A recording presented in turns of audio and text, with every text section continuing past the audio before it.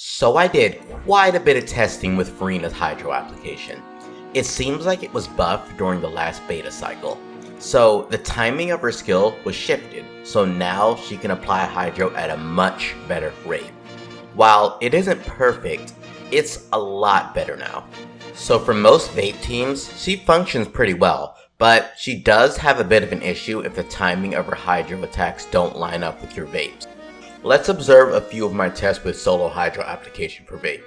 For Dehya, I'm proud to say, Solo Furina can enable Dehya to vape all of her hits. So with double Hydro, it's definitely possible. As far as other Pyro units, let's examine. Yoimiya is able to vape most of her hits, but she overtakes the Hydro applications sometimes. Then Furina usually just comes back and overtakes the Pyro again.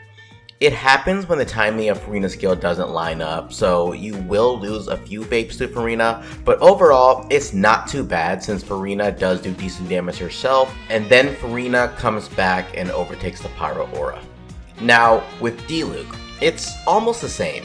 For the most part, Diluc can keep up, but every now and then, Diluc will apply too much Pyro and Furina will steal a vape or two. But then, Furina takes over the aura again. For Hu Tao, yeah, ain't no way Solo Furina is keeping up with her vapes. Thankfully, you will want to use double Hydro in every Hu Tao team, so it's not that bad. So she can perform in vape, but her best healers are Jean, and most Pyro characters want to use Bennett. So most likely it will be Furina doing forward vape in this case because Sunfire has insane Pyro application. You can still use other teams such as Double Hydro, but you want a healer. So that leads me to Mona with Prototype Amber and Force Piece Maiden. I was pleasantly surprised by the performance here. There was little energy issues as long as I immediately start funneling with Bennett, and Furina will continue to do damage while I'm actually funneling energy, so that's great. My Furina isn't yet crowned for her burst, and the stacking mechanic gets much better with more levels. This team doesn't take full advantage of her buff because Mona doesn't heal too much, but overall is still pretty solid with Bennett and Mona healing together. As for her applications in other teams, it's pretty nice. For Burgeon, I'm really enjoying it as well. With my Dehya built with a decent amount of EM, this team really hits hard. Dehya's burst contributes a bit of damage and starts burning however, but shortly after the Burgeons kick right back in.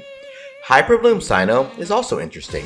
Because I'm lacking Baiju, it's a little rough for Cyno out here when you're facing hard enemies.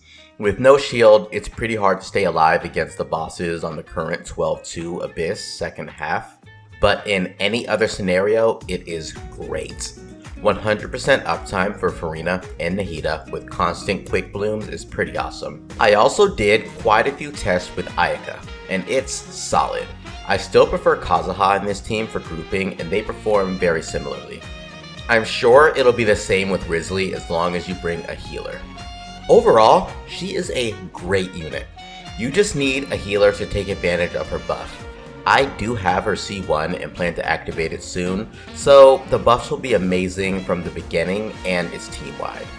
My Furina pulls went god-awful.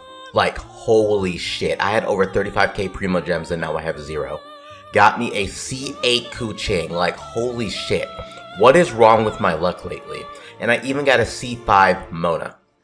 I hope you guys had much better luck with your Furina pulls than I did.